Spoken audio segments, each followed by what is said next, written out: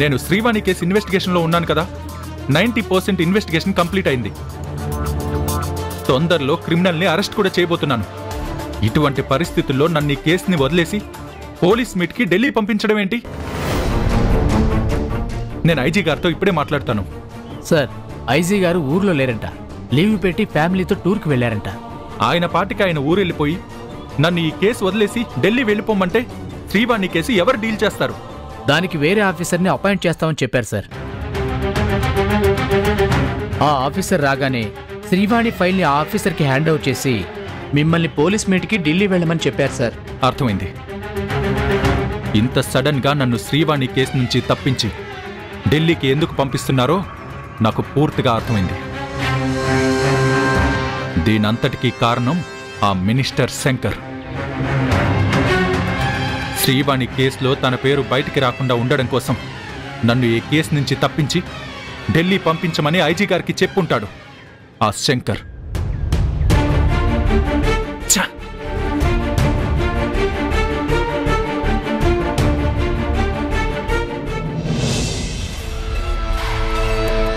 నమస్తే ఐజీ గారు. ఆ ఏసీపీ తరుణ్ని ఢిల్లీ పంపించినందుకు చాలా థ్యాంక్స్. నాకు హెల్ప్ చేసిన వాళ్ళని నేను ఎప్పుడూ మర్చిపోను. నేను సీఎం అయితే మీరు కోరుకున్నట్టుగా మిమ్మల్ని డీజీపీ చేసే బాధ్యత నాది. Okay sir, thank you. Thank God ఆ ఏసీపీ గాడి హెడేక్ వదిలింది.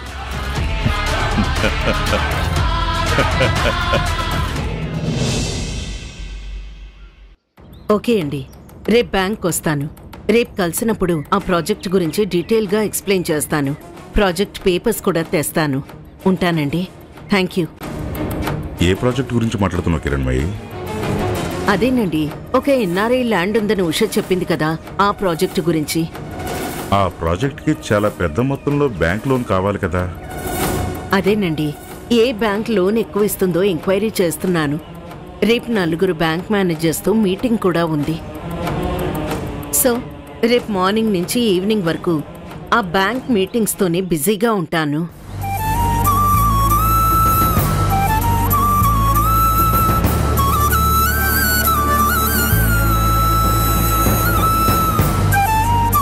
ఏంటండి అలా చూస్తున్నారు? జనరల్గా నువ్వు ఒకే రోజు అన్ని మీటింగ్స్ పెట్టుకో కదా. రేపు అన్ని మీటింగ్స్ పెట్టుకున్నావా ఏంటా అని చూస్తున్నాను. తప్పదండి, ప్రాజెక్ట్ తొందరగా మొదలవ్వాలంటే స్పీడ్గా మ్యాటర్స్ ఫైనలైజ్ చేయాలి. రేపు ఏ రోజు మర్చిపోయావా? ఆ విషయం మర్చిపోయి రేపు అన్ని అపాయింట్మెంట్స్ ఎలా పెట్టుకున్నావు? ఓ, కొన్ని విషయాలు మర్చిపోవటమే మంచిది. లేదండి, ఆ విషయం గుర్తుండబట్టే అన్ని అపాయింట్మెంట్లు ఫిక్స్ చేసుకున్నాను.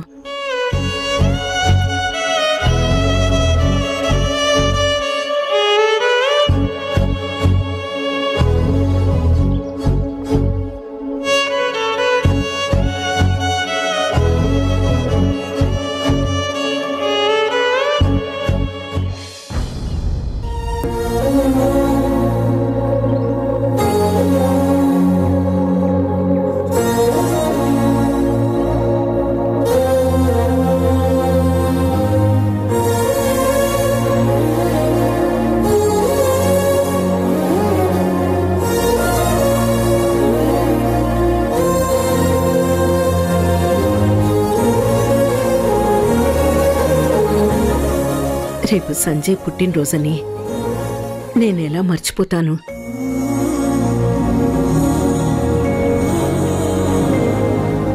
స్త్రీ జన్మకి పరిపూర్ణత వచ్చేది అమ్మతనంతోనే. నాకలాంటి అదృష్టాన్నిచ్చింది మనకి మొదట పుట్టిన సంజయ్.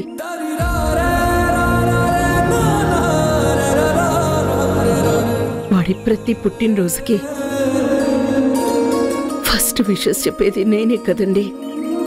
అలాంటిది వాడి పుట్టినరోజుని నేనెలా మర్చిపోతాను? అమ్మ ఆశీస్సుల కోసం, అమ్మతో కలిసి గడపడం కోసం పుట్టినరోజు ఎన్ని పనులున్నా కూడా క్యాన్సిల్ చేసుకునేవాడు. లాంటిది. ఈసారి వాడు మనతో లేకుండా వాడి పుట్టినరోజు వస్తోంది. సంజయ్ పుట్టినరోజు నాడు వాణ్ణి చూడకుండా ఉండే రోజు ఒకటి వస్తుందని నేను కల్లో కూడా అనుకోలేదండి. రేపు ఉదయం నుండి వాడు గుర్తురాని క్షణం అంటూ ఉండదు. అందుకే రేపు ఫుల్ బిజీగా ఉండాలని అన్ని అపాయింట్మెంట్లు ఫిక్స్ చేసుకున్నాను. కిరణ్, కాలంతో పాటు మనుషులు మారుతారు, పరిస్థితులు కూడా మారుతాయి. మనమే అడ్జస్ట్ అవ్వాలి. మారిన పరిస్థితులకు తగ్గట్టుగా మనసుకి సర్ది చెప్పుకోవాలి. అమ్మ మనసు కదండి, ఎంత సర్ది చెప్పుకున్నా సరిపెట్టుకోలేకపోతోంది. ఆకాశంలోన ఏకాకి మేఘం శోకానిదా వానా తన పేగే తన తోడై తన కుంగే నీడై అరచేతి తలరాత ఎవరు చెరిపారో ఆనాటి గాయాలే ఈనాడే సపాలై ఎదురైతే నా కోసం ఏ జోలా పాడాలో నాకన్నా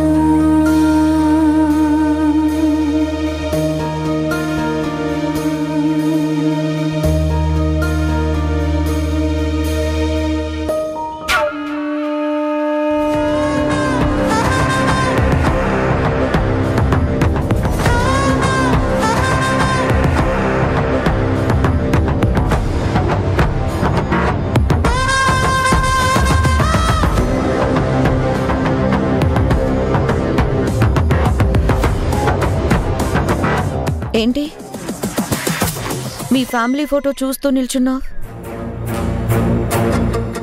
ఏం లేదు, వాళ్ళు గుర్తొస్తేను. ఓహో, రేపు నీ బర్త్డే కదా, అందుకని మీ వాళ్ళందరినీ గుర్తు చేసుకుంటున్నావా? నువ్వు ఇలా వాళ్ళ మీద ప్రేమతో వాళ్ళని గుర్తు చేసుకుంటున్నావు, కానీ వాళ్ళకు మాత్రం నువ్వు పొరపాటును కూడా గుర్తుండవు.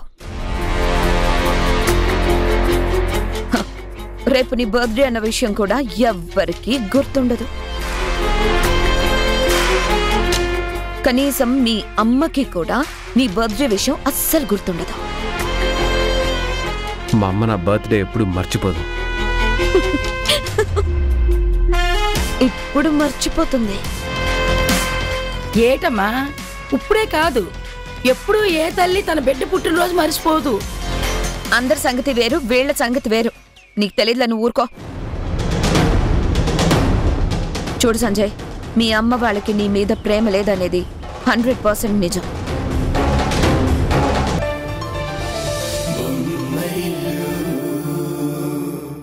రేపు మీ ఆయన పుట్టినరోజు కాబట్టి ఈ ఏళ ఆఫీసుకి సెలవు పెట్టి ఆయన తీసుకెళ్లి కొత్త బట్టలు కొనిపెట్టు.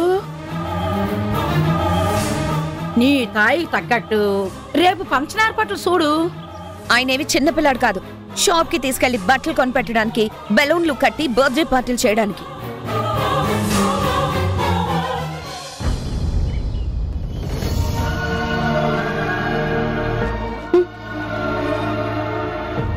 నువ్వు చాలా పెద్ద తప్పు చేసినా బాబు. అవును, ఇలాంటి దాన్ని పెళ్లి చేసుకొని చాలా పెద్ద తప్పే చేశాను. నువ్వు పెళ్లి చేసుకొని తప్పు చేయనది బాబు, పెళ్ళాన్ని అదుపులో పెట్టకుండా తప్పు చేసినావు.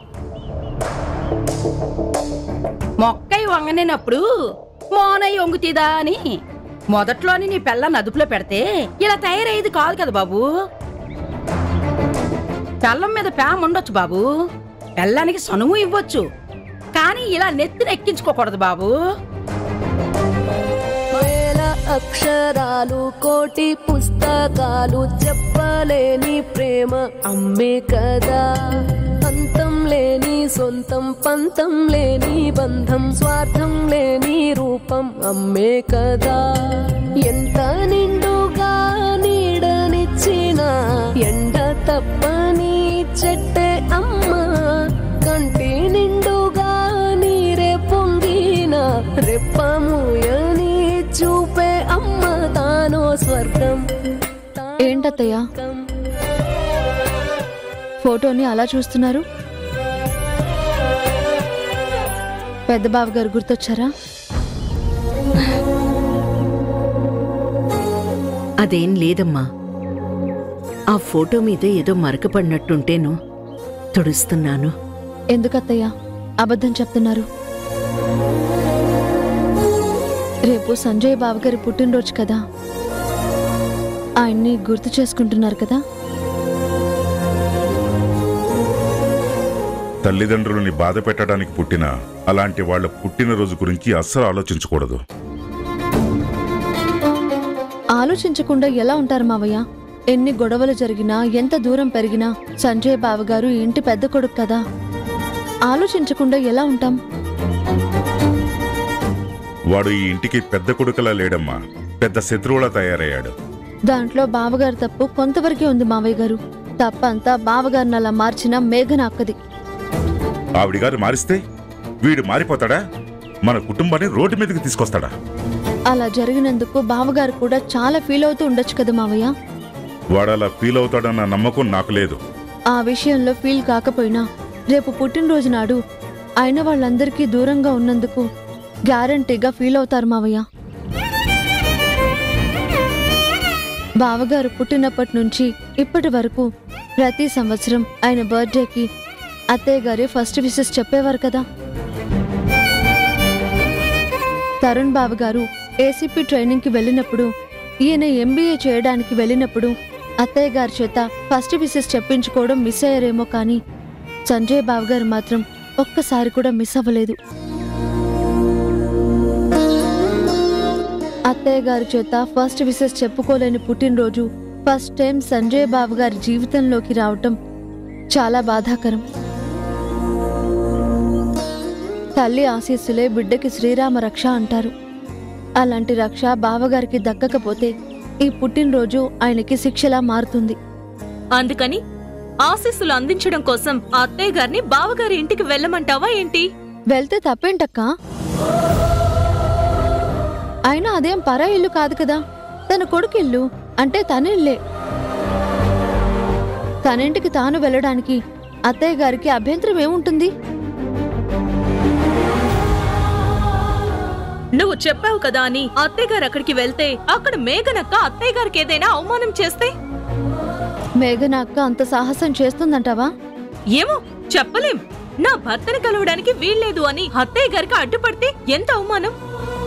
అత్తయ్య గారికి అడ్డు చెప్పే హక్కు, అత్తయ్య గారిని అవమానించే ధైర్యం అక్కడ ఎవ్వరికీ లేవు.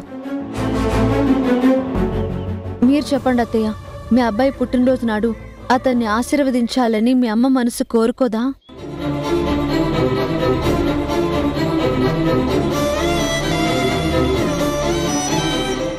బిడ్డకి జన్మనివ్వడం అంటే తను మరో జన్మ ఎత్తడమే అని తెలిసి చావుకి కూడా భయపడకుండా జన్మనిస్తుంది అమ్మ. అలాంటి అమ్మ బిడ్డకి ఆశీస్సులు ఇవ్వడానికి దేనికి భయపడనక్కర్లేదు, ఎవ్వరికీ భయపడక్కర్లేదని నా ఉద్దేశం.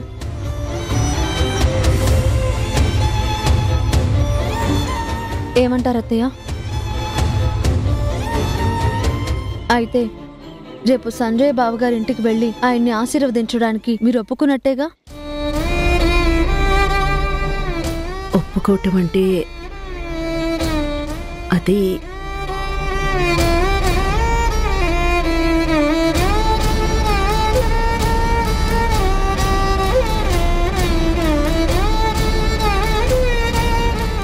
మావయ్య గారు ఏమంటారోనని ఆలోచిస్తున్నారా అత్తయ్య? అమ్మ మనసుని నాన్న అర్థం చేసుకోకుండా ఉంటారా ఏంటి? మీకు గుర్తుందా మావయ్య, ఆ రోజు మీరన్న మాటలకి నాకు బాధ కలిగి వెళ్ళిపోతే నా బాధని ఓ తండ్రిలా మీరు అర్థం చేసుకున్నారు. ఇన్ని రోజులు నువ్వేం చేసినా మన కుటుంబం కోసమే అనుకున్నాను. నువ్వు చేసింది క్షమించడానికి నేరం. ఆ మాటలు నిన్నే కాదమ్మా, నన్ను కూడా బాధ పెట్టాయి. మీ అత్తయ్య, రేణు అందరూ నిందిస్తే కానీ నా ఆవేశం విలువ తెలియలేదంటే ఎంత దారుణంగా ప్రవర్తించానో నాకే అర్థమవుతుంది. మనిషికి కోపం ఎక్కువైతే నిజాన్ని కంటికి మాయం చేసే గంతలు పడతాయి. మంచిని మర్చిపోయే ముసుగు మనసును కమ్మేస్తుంది. ఈ వాస్తవం ఈ రోజే నా కళ్ళకు కట్టినట్టు తెలిసిందమ్మా. నన్ను క్షమించమ్మా. పరాయి బిడ్డైన నా గురించే సొంత బిడ్డ గురించి ఆలోచించినట్టుగా తండ్రి మనసుతో ఆలోచించారు. ఇప్పుడు మీ సొంత బిడ్డ గురించి కూడా అలాగే ఆలోచించండి మావయ్య. అలా అని ఆ రోజు మీరు నా దగ్గరకు వచ్చినట్టుగా ఈ రోజు మిమ్మల్ని బావగారి దగ్గరికి వెళ్ళమని చెప్పట్లేదు. అత్తయ్య గారు వెళ్ళడానికి ఒప్పుకోండి అని అడుగుతున్నాను.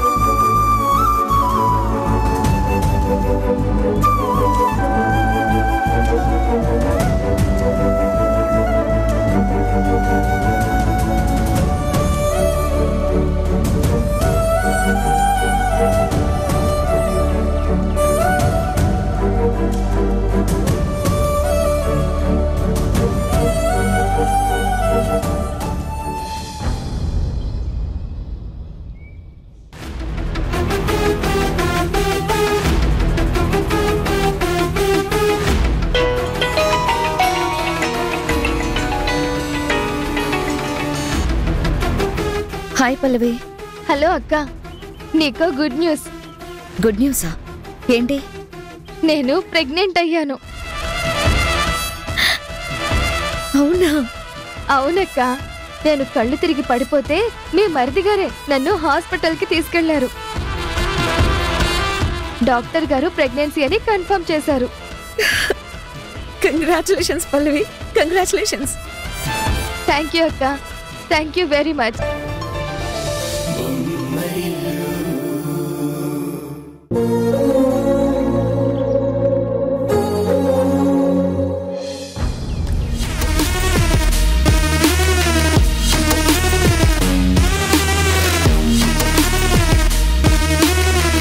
ఆగండి.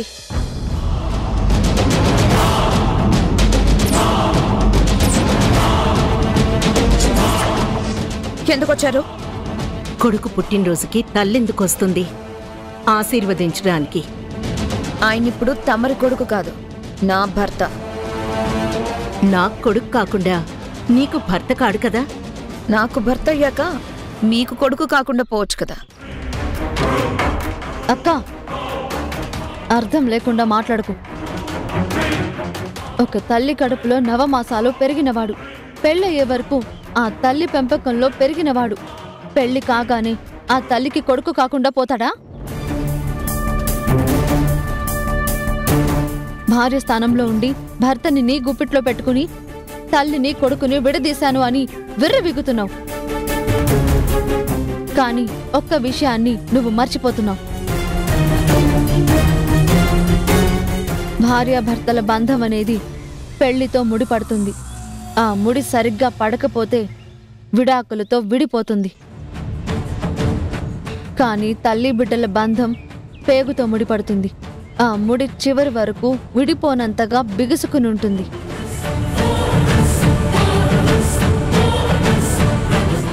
విడాకులతో విడిపోయే భార్యాభర్తలు ఆ తర్వాత భార్యాభర్తలు అనిపించుకోరు, అలా పిలిపించుకోరు. కానీ తల్లి బిడ్డలు పుట్టినప్పటి నుంచి చనిపోయే వరకు తల్లి బిడ్డలు అనిపించుకుంటారు, అలాగే పిలిపించుకుంటారు.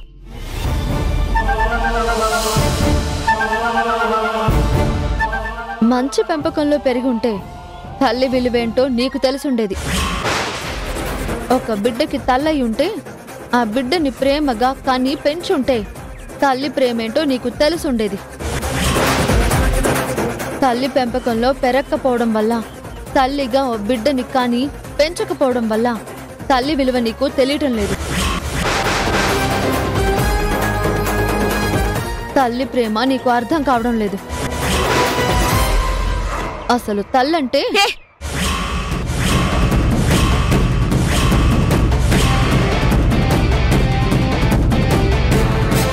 తల్లి తల్లి తల్లి అని తెగ రెచ్చిపోతున్నావు. నేను తల్లిని కాకపోవడానికి కారణం ఎవరు? ఈవిడ గారి కోడలే కదా. నేను తల్లినయ్యే అదృష్టాన్ని పోగొట్టుకుంది వీళ్ల వల్లే కదా. ఎవరు ఏం పోగొట్టుకున్నారు, ఎవరు ఏం పొందారు నాకు తెలుసు. తొందరలోనే అన్నీ అందరికీ తెలిసేలా చేస్తాను.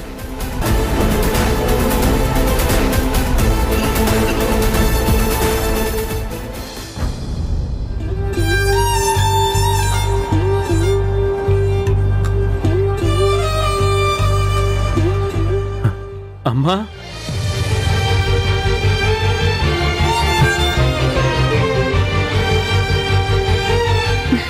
సంజయ్. ఆగు సంజయ్.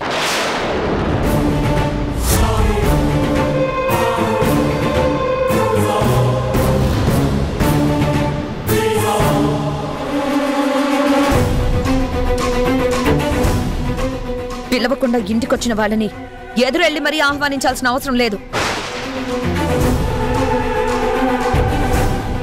వచ్చింది మా అమ్మ మేఘనా. అందుకే వెళ్ళొద్దు అంటున్నాను.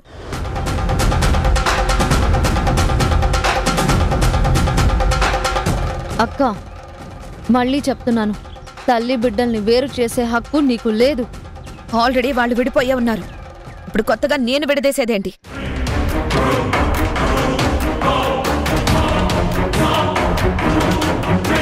విడిపోయిన వాళ్ళు విడిపోయినట్టే ఉండాలి తప్ప మళ్ళీ మా ఇంటికొచ్చి మా నెత్తి మీద ఎక్కకూడదు. ఏ వాళ్ళకో ఆ అమ్మ తన బిడ్డను నెత్తిన 4 అత్యంతలు వేయడానికి వచ్చినారే తప్ప నీలాగ నెత్తికి ఎక్కడానికో ఎక్కి తొక్కడానికో రానేదమ్మా. అత్తా, ఇష్టం వచ్చినట్టు మాట్లాడకు. ఇష్టం వచ్చినట్టు మాట్లాడటం లేదు, నిజాలు చెప్తున్నాను.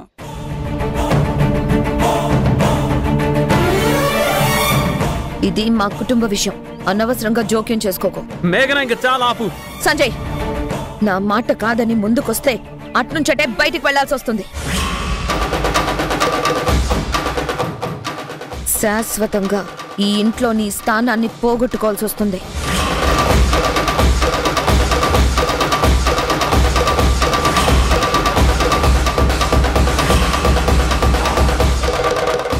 ఏంటి, శాశ్వతంగా ఇంట్లో స్థానం పోగొట్టుకుని బయటికి వెళ్ళాలా?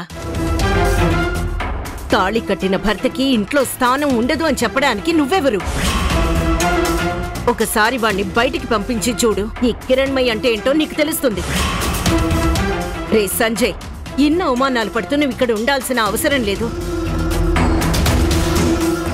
ఈ అమ్మ దగ్గరికి వచ్చి నీ భార్య నిన్ను వెతుక్కుంటూ వచ్చేలా నేను చేస్తాను.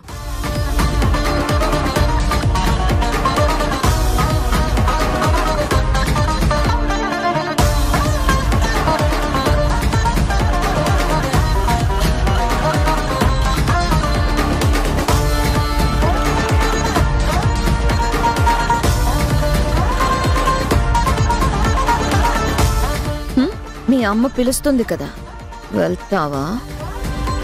సారీ అమ్మా.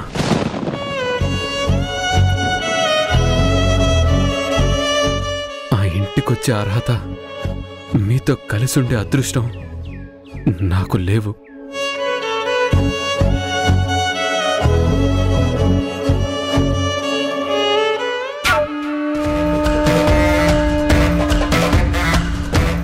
విన్నారు కదా సంజయ్ ఏమన్నాడు? మీ ఇంటికొచ్చే అర్హత తనకు లేనప్పుడు మీ ఇంట్లో వాళ్ళకు కూడా ఈ ఇంటికొచ్చే అర్హత ఉండదు. ఆ ఊరికి ఈ ఊరు ఎంత దూరమో ఈ ఊరికి ఆ ఊరు అంతే దూరం. వచ్చిన దారిని వెళ్ళిపోండి. అక్క, నా మీద కోపంతో లేనిపోని అభూత కల్పనలు సృష్టించి నన్ను ఈ ఇంట్లో నుంచి సాగనంపించావు. అత్తయ్య అత్తయ్య అంటూ అత్తయ్య గారి వెనుక తిరుగుతూ ఊహించని దెబ్బ కొట్టి వాళ్ళని ఇంట్లో నుంచి బయటికి సాగనంపావు.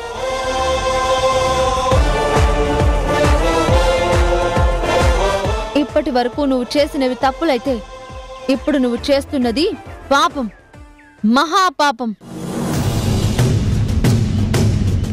పుట్టినరోజు నాడు తన బిడ్డని ఆశీర్వదించడానికి వచ్చిన తల్లికి అడ్డం పడి పాపం మూట కట్టుకుంటున్నావు. తప్పు చేసిన వాళ్ళు పశ్చాత్తాపపడి ప్రాయశ్చిత్తం చేసుకుంటే ఆ దేవుడు వాళ్ళని క్షమిస్తాడేమో కానీ ఇలా పాపాలు చేస్తే మాత్రం అస్సలు క్షమించడు. ఇప్పటి వరకు నువ్వు చేసిన తప్పులకి కొంతవరకైనా ప్రాయశ్చిత్తం జరగాలి అనుకుంటే ఆశీర్వదించడానికి వచ్చిన అత్తయ్యకి అడ్డుపడద్దు. తప్పుకో.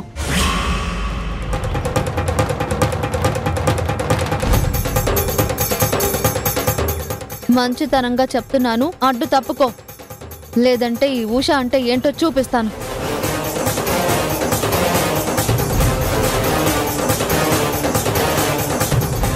తప్పుకో.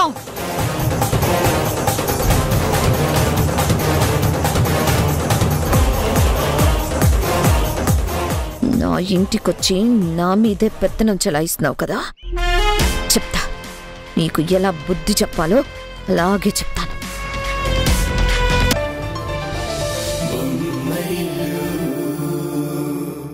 కొడుకుని ఆశీర్వదించి వచ్చావా, లేక కోడల చేత సన్మానం చేయించుకుని వచ్చావా?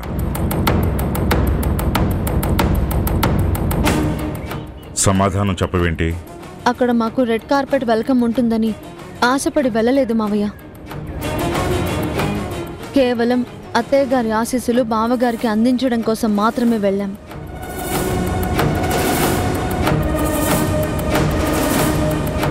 వెళ్ళిన పని పూర్తి చేసుకుని వచ్చాం.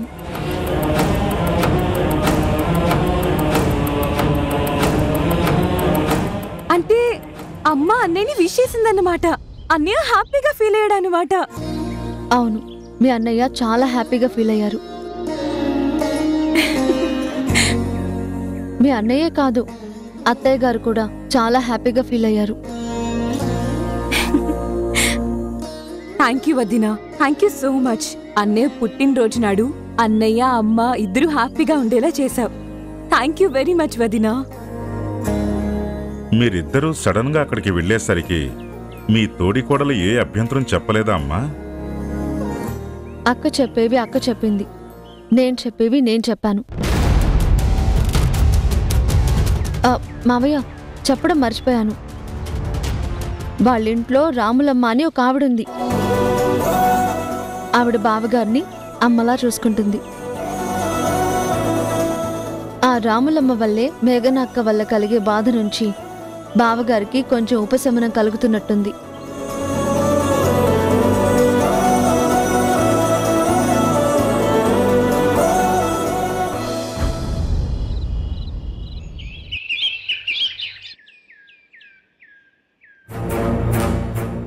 ఏంటి మ్యాగీ రమ్మన్నావంట? యూనిక్ ఇండియా డెవలపర్స్ వాళ్ళు 15 acres ఆక్షన్ వేస్తున్నారని తెలిసిందే. తెలిసింది. రియల్ ఎస్టేట్ బిజినెస్ లో ఉన్నప్పుడు అలాంటి తెలియకుండా ఎలా ఉంటుంది? ఆ 15 ఎకరాల ల్యాండ్ మనం తీసుకుంటే ఎలా ఉంటుంది? బాగుంటుంది.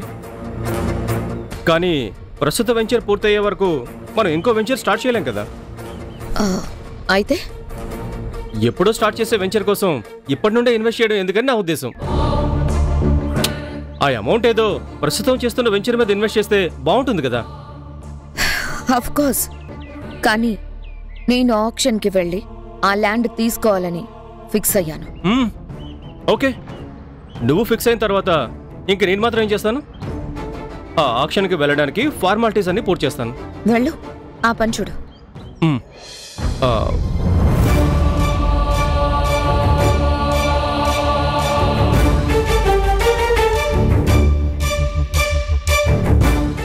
వెళ్ళమని చెప్పాను కదా, ఏంటి ఇంకా ఇక్కడే నిలబడ్డావు? అదే మ్యాగీ, శ్రీవాణి గురించి వద్దు. ఆ టాపిక్ ఇంకా నా దగ్గర తీసుకురావద్దు. ఇంకోసారి ఆ టాపిక్ తీసుకొచ్చావంటే ఎలా రియాక్ట్ అవుతానో నాకే తెలీదు. వెళ్ళు, ఆక్షన్ సంగతి చూడు. ఓకే.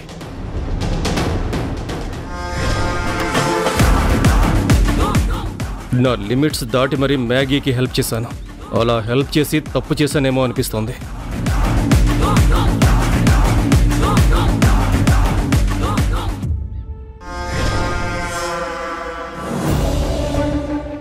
ఆక్షన్ వేస్తున్న ఆ ల్యాండ్ ఎవరిది ఉషా? ఒక ఎన్ఆర్ఐ దత్తయ్య, 15 ఎకరాల ఒకటే బిట్టు. అలాంటి ల్యాండ్ తీసుకుంటే మనం పెద్ద వెంచర్ వేయచ్చత్తయ్య. ఆ ఏరియాలో అన్ని ఎకరాల ల్యాండ్ తీసుకోవాలంటే మన దగ్గరున్న పెట్టుబడి సరిపోదమ్మా. ఫైనాన్స్ కూడా అంత దొరకదు. నేను చెప్పిన ఐడియా ఫాలో అయితే ఫైనాన్స్ ప్రాబ్లం లేకుండా ఆ ల్యాండ్ మనదైపోతుంది. ఏంటా ఐడియా? చెప్తాను, కానీ నేను చెప్పాక మీరు కాదనకూడదు. సరే చెప్పు.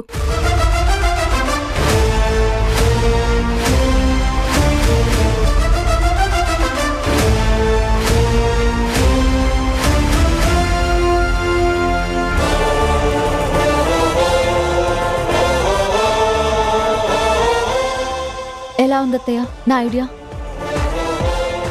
ఐడియా బాగానే ఉంది, కానీ అలా చేయటం నాకు ఇష్టం లేదు. ప్లీజ్ అత్తయ్య, ఈ ఒక్కసారికి నా మాట వినండి. నేను చెప్పినట్టు చేయండి. మోసాలు చేసి మనల్ని దెబ్బ కొట్టాలి అని చూసే వాళ్ళకి ఎత్తుకు పై ఎత్తు వేసి సమాధానం చెప్పడం తప్పేం కాదత్తయ్య. దయచేసి కాదనకండి ప్లీజ్. సరే, నువ్వు చెప్పినట్టే చేస్తాను. థ్యాంక్ యూ అత్తయ్య, థ్యాంక్ యూ సో మచ్. ముందు నేను చెప్పినట్టుగా తనతో మాట్లాడండి. మాట్లాడతానమ్మా. మీకిప్పుడు డాక్టర్ అపాయింట్మెంట్ ఉంది కదా, నువ్వు బయలుదేరు. కిరణ్ ఎదురు చూస్తూ ఉంటాడేమో. అలాగే అత్తయ్య.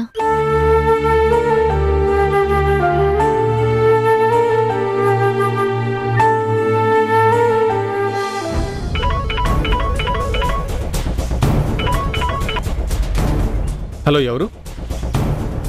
నేను కిరణ్మయిని.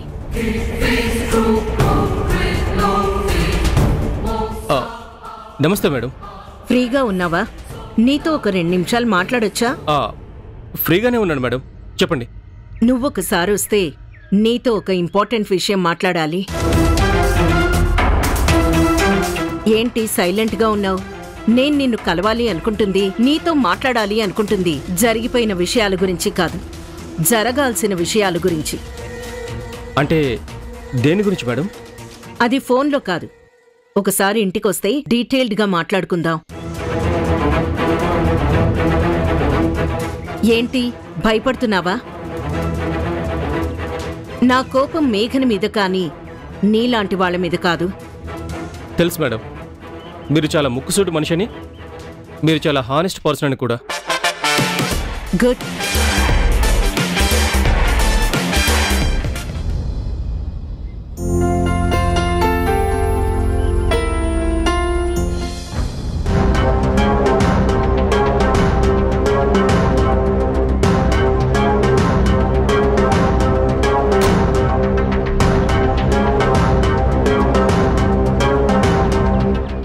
కిరణ్మయి మేడం నన్నెందుకు రమ్మనుంటుంది? మేఘనకి సంబంధించి ఏవైనా అడగడానికి పిలిచారేమో. ఆవిడ ఏం అడిగినా కూడా మేఘనకి సంబంధించిన ఏ విషయాన్ని బయట పెట్టకూడదు.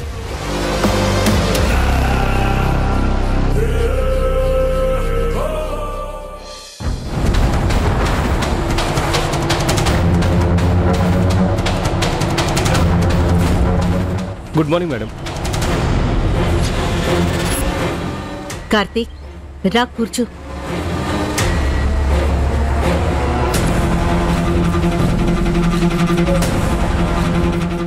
చెప్పు కార్తీక్, ఏం తీసుకుంటావు? Coffee, tea, cool drink? No thanks.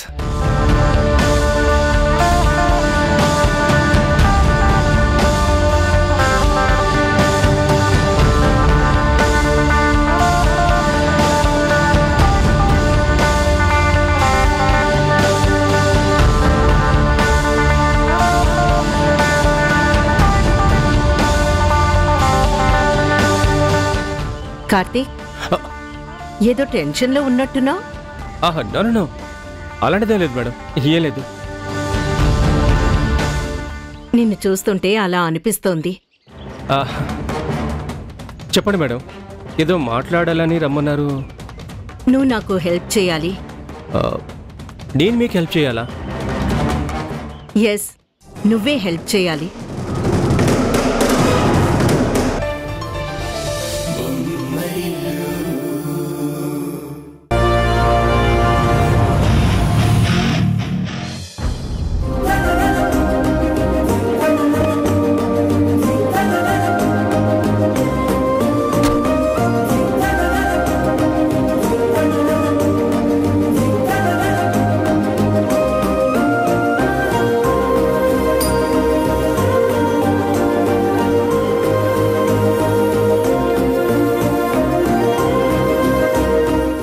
నమస్తే మేడం. మీరు మా ఆక్షన్కి వచ్చినందుకు మాకు చాలా ఆనందంగా ఉంది. Please take your seat.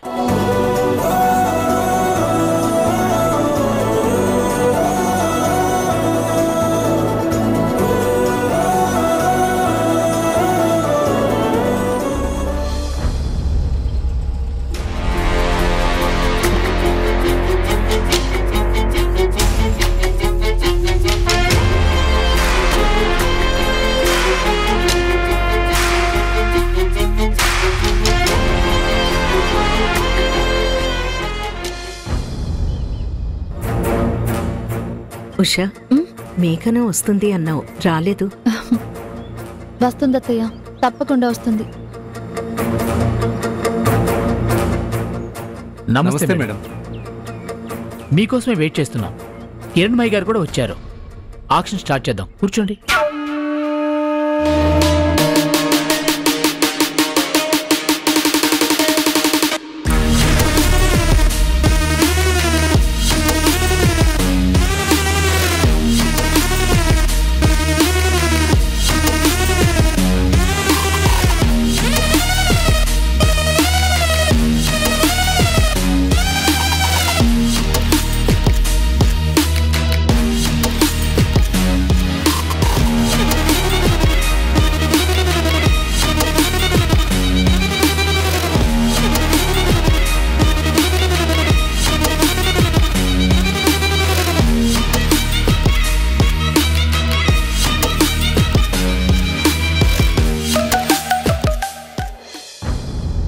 తను వస్తుందని అంత ఖచ్చితంగా ఎలా చెప్పావు ఉషా? వచ్చేలా నేను రెచ్చగొట్టానత్తయ్య.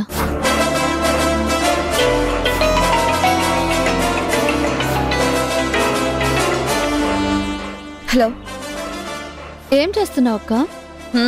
గాడిదలు కాస్తున్నాను. నీకెందుకు? తొందరలో నువ్వు అదే పని చేస్తావులే అక్క. ఏం మాట్లాడుతున్నావు నువ్వు? నీ భవిష్యత్తు చెప్తున్నాను. బిజినెస్ లో స్పీడ్ గా దూసుకెళ్ళిపోతున్నాను అనుకుంటున్నావు కదా? మీ స్పీడ్ కి బ్రేక్ వేయడానికి స్పీడ్ బ్రేకర్లా మేము రంగంలోకి దిగుతున్నాం. అంటే నాతోనే పోటీ పడాలనుకుంటున్నావా? అంత దమ్ముందా నీకు? ఎవరికి ఎంత దమ్ముందో తెలియాలంటే ఆక్షన్ దగ్గరికి రా, తేల్చుకుందాం. ఏ ఆక్షన్? అదే యూనిట్ ఇండియా డెవలపర్స్ ఆక్షనర్స్ వాళ్ళు 15 acres ల్యాండ్ ఆక్షన్ వేస్తున్నారు కదా. పేపర్లో యాడ్ వచ్చింది, నువ్వు చూడలేదా? నీకు దమ్ము ఉంటే ఆ ఆక్షన్కి రా. ఎవరి దమ్మేంటో, ఎవరు ఆ ల్యాండ్ని చేజెక్కించుకుంటారో చూద్దాం.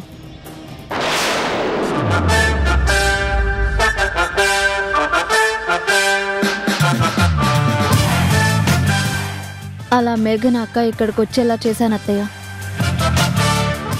ఎవరిని ఎక్కడ పడగొట్టాలో బాగా నేర్చుకున్నావమ్మా. తప్పదు కదత్తయ్య. అందరికీ నమస్కారం. మా ఆహ్వానాన్ని మన్నించి ఈ ఆక్షన్కి విచ్చేసిన పెద్దలందరికీ యూనిక్ ఇండియా డెవలపర్స్ ఆక్షనర్స్ తరపున స్వాగతం, సుస్వాగతం.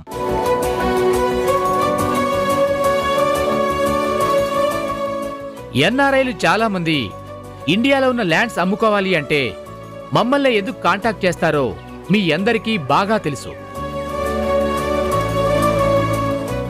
అటు కొనుగోలుదారుడికి, ఇటు అమ్మకందారుడికి ఆక్షన్ వేస్తున్న మా కంపెనీకి అందరికీ లాభం ఉండేలా ఇక్కడ ఆక్షన్ ప్రక్రియ జరుగుతుందని మీ అందరికీ బాగా తెలుసు. సో ఈరోజు ఆక్షన్ జరగబోతున్న 15 ఎకరాలకి సంబంధించి మా కంపెనీ పాట 5 కోట్లు.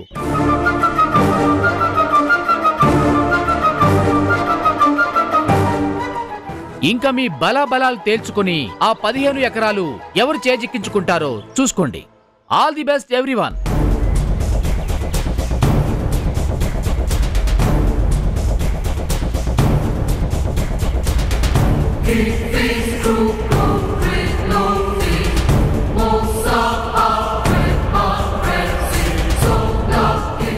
ఆక్షన్ మొదలు పెడదామా? 6 కోట్లు. మేఘనా గారి పాట 6 కోట్లు. 8 కోట్లు.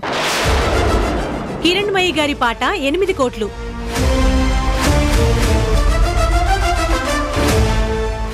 9 కోట్లు. శంకర్రావు గారి పాట 9 కోట్లు. 10 కోట్లు. మేఘనా గారి పాట 10 కోట్లు. 12 కోట్లు. కిరణ్మయి గారి పాట 12 కోట్లు. 13 కోట్లు. మల్లికార్జున్ రెడ్డి గారి పాట 13 కోట్లు. 14 కోట్లు. మేఘనా గారి పాట 14 కోట్లు. 15 కోట్లు. కిరణ్మయి గారి పాట 15 కోట్లు. 16 కోట్లు. 17 కోట్లు.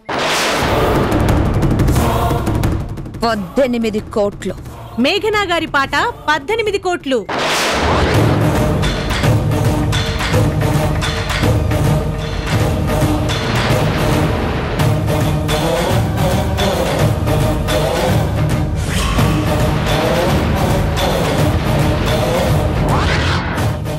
మేఘనా గారి పాట 18 కోట్లు. ఒకటోసారి.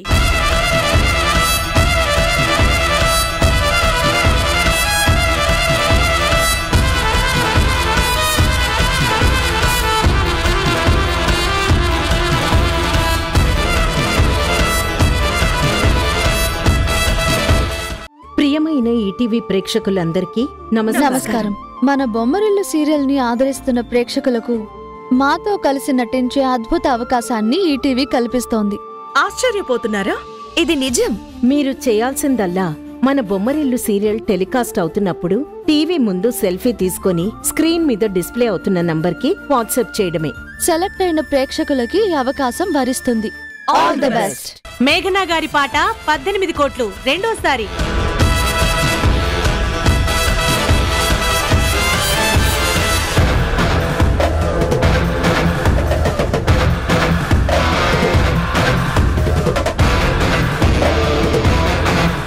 $19 కోట్లు.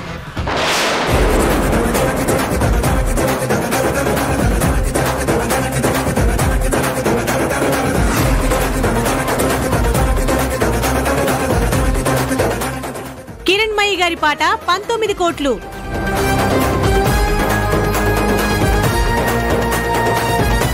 కిరణ్మయి గారి పాట 19 కోట్లు. ఒకటోసారి.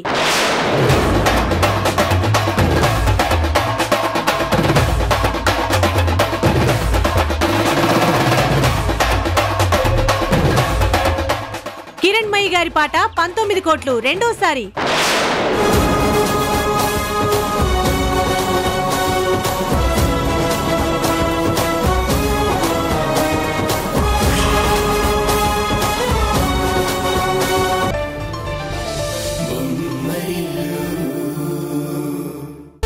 మేఘనా గారి పాట 20 కోట్లు.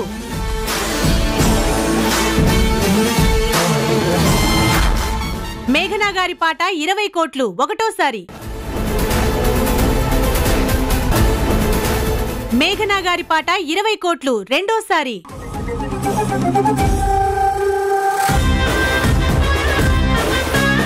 మేఘనా గారి పాట 20 కోట్లు. మూడోసారి.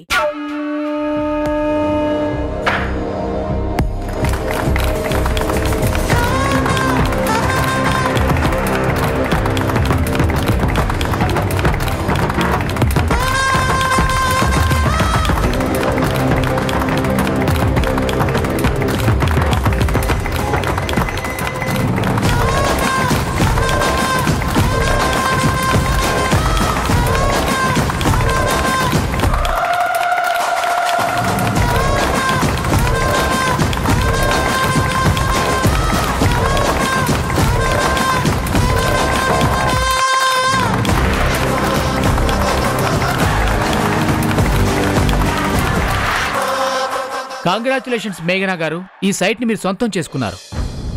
ఇక్కడ సంతకం పెట్టండి.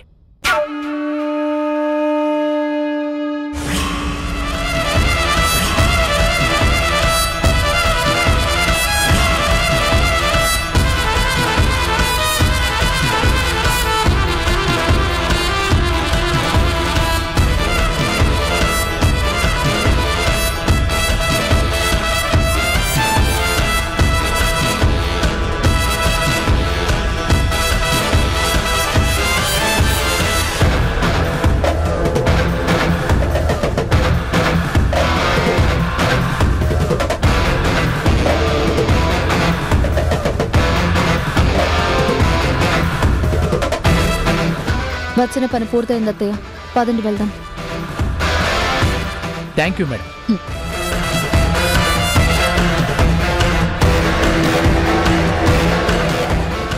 Hello Usha, hello Usha, hello Usha, hello Usha, hello Usha.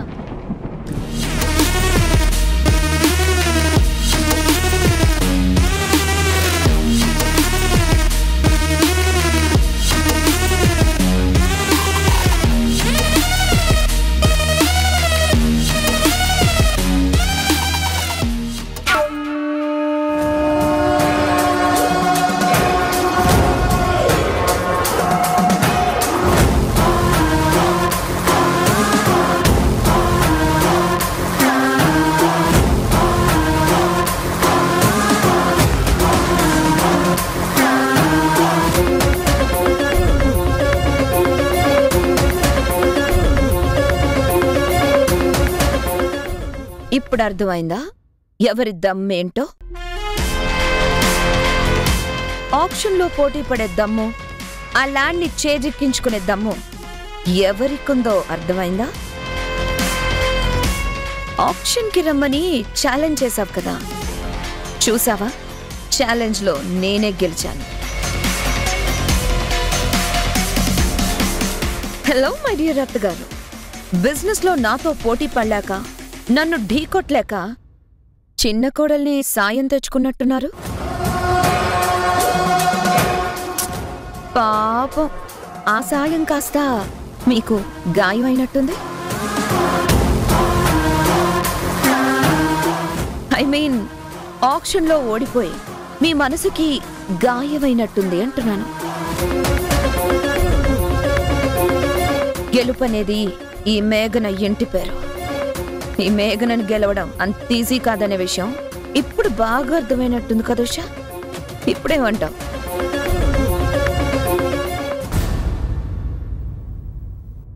నువ్వు గెలిచి ఓడావు, మేము ఓడి గెలిచాము. వాట్?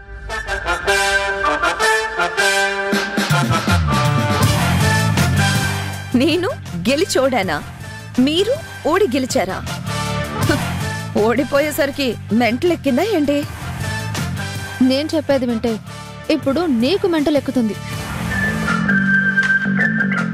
ఇప్పుడు నువ్వు కొన్న ల్యాండ్ ఓనర్, ఆక్షన్ వేసిన ఈ కంపెనీ వాళ్ళు అందరూ మా మనుషులే.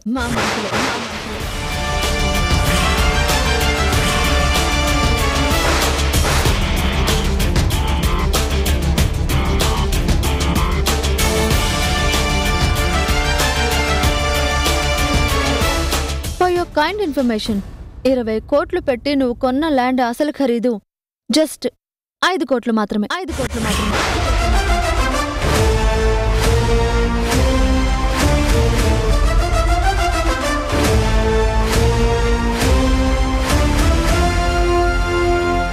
అంటే ఈ ఆక్షన్ వల్ల మాకు 15 కోట్లు లాభం, నీకు 15 కోట్లు నష్టం.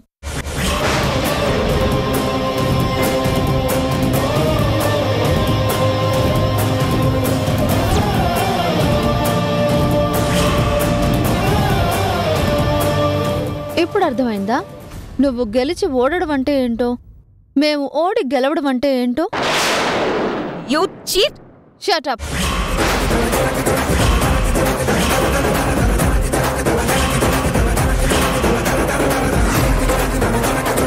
చీటింగ్ గురించి నీలాంటి చీటర్స్ మాట్లాడకూడదు. ముళ్ళును ముళ్ళుతోనే తీయాలి, మోసాన్ని మోసంతోనే జయించాలి, చీటర్స్ని చీటింగ్తోనే దెబ్బ కొట్టాలి. ఇది ఇప్పుడు నేను నేర్చుకున్న కొత్త పాఠం. ఆ పాఠాన్ని ఫాలో అయ్యాను. నిన్ను రెచ్చగొట్టి ఆక్షన్కి రప్పించాను. నీ చేత 20 కోట్ల వరకు పాడించాను.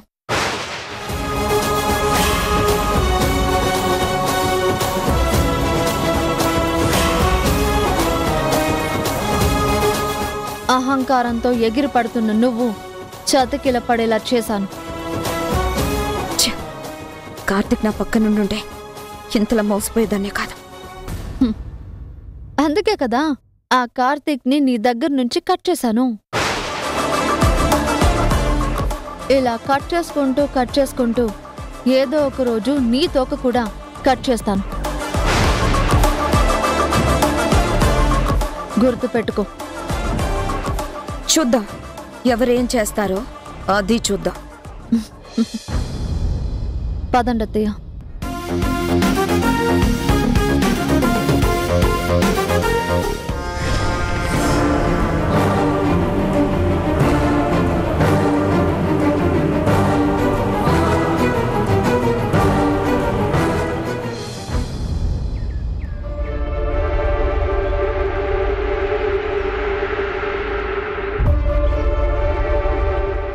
మొత్తానికి మేఘనకి బాగా బుద్ధి చెప్పావమ్మా.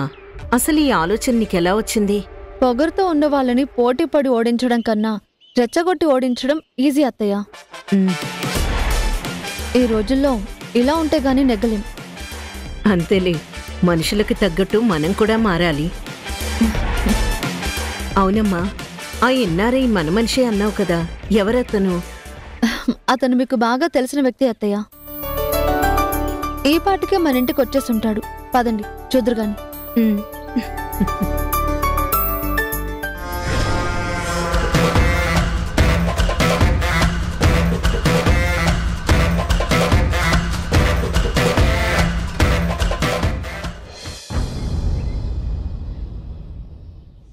ఏంటి సుహాస్ నువ్వనేది? ప్రియమైన ఈటీవీ ప్రేక్షకులందరికీ నమస్కారం. మన బొమ్మరిల్లు సీరియల్ ని ఆదరిస్తున్న ప్రేక్షకులకు మాతో కలిసి నటించే అద్భుత అవకాశాన్ని ఈటీవీ కల్పిస్తోంది. ఆశ్చర్యపోతున్నారా? ఇది నిజం. మీరు చేయాల్సిందల్లా మన బొమ్మరిల్లు సీరియల్ టెలికాస్ట్ అవుతున్నప్పుడు టీవీ ముందు సెల్ఫీ తీసుకొని స్క్రీన్ మీద డిస్ప్లే అవుతున్న నంబర్కి వాట్సాప్ చేయడమే. సెలెక్ట్ అయిన ప్రేక్షకులకి ఈ అవకాశం వరిస్తుంది. All the best.